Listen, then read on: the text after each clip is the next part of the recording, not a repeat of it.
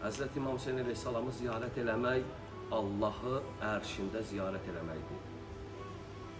Bu zarafat bir söz deyil. İmam Hüseyin əleyhissalamı ziyarət eləmək sanki Allahı ərşində ziyarət etmiş sayılırsan. Onu biraz daha açıqlayayım. Niyə? Həzrəti xanım Zəhra salamullah aleyha ki evdə idi, ev işləri görürdü. İmam Hüseyin əleyhissalam uşaq idi, qundaqdaydı. Yatızdırır İmam Hüseyin əleyhissalamı, gəlir ev işlərindən məşğul olmağa, birdən narahat olur ki, Hüseynin səsi gəlmir. Dedim, görüm, bəlkə oyanıb, yoxsa yatır. Bir gəldim, yaxınlaşdım qundağa, gördüm Hüseyin qundaqda yoxdur. Evdə də bir xanım Fizzədir, bir də mənəm. Çox narahat oldum, bəlkə narahat oldum ki, bəs Hüseyin hanı, hardadır, kim gəldi, oğru gəldi birdən bizim evə girdi, bizim xəbərimiz yoxdur. Hüseyini oğruyub, yəni Hüseyin yoxdur burada. Bəlkə narahat oldu, Əli əleyhissalam yox idi evdə. Qaça-qaça çıxdı evindən, Həzrət Peyğəmbərin evinə daxil oldu. Bilirsiniz, xanım Zəhranın evi ilə Peyğəmbər evinin məsafəsi çox yaxındır. Qaça-qaça gəldi xanım Zəhra, atası Həzrəti Peyğəmbərə yaxınlaşdı. Dedi, atacan, Hüseyin qundaqda yoxdur.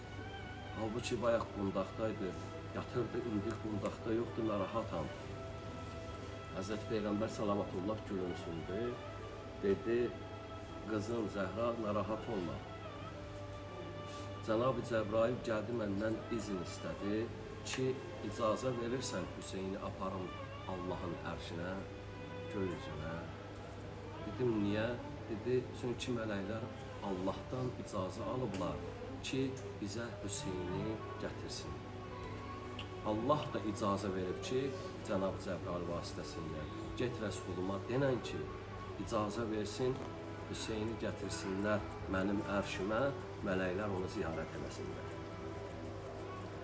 Narahat olma, birazdan gələr imam, oğlum Hüseyin gələr, gətirər Cənab-ı Cəbrail. Və buyurdu, qızım, sənə bir müjdə.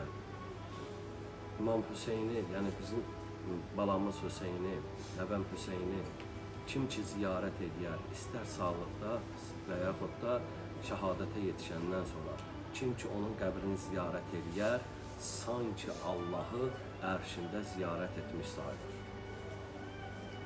Vallahi çox ağır sözdür, çox ağır sözdür. Bunu həzm eləmək üçün gərək İmam Hüseyin əleyhissalamın həqiqi aşiq olasan ki, sən sanki Allahın ərşində Allahı ziyarət edirsən.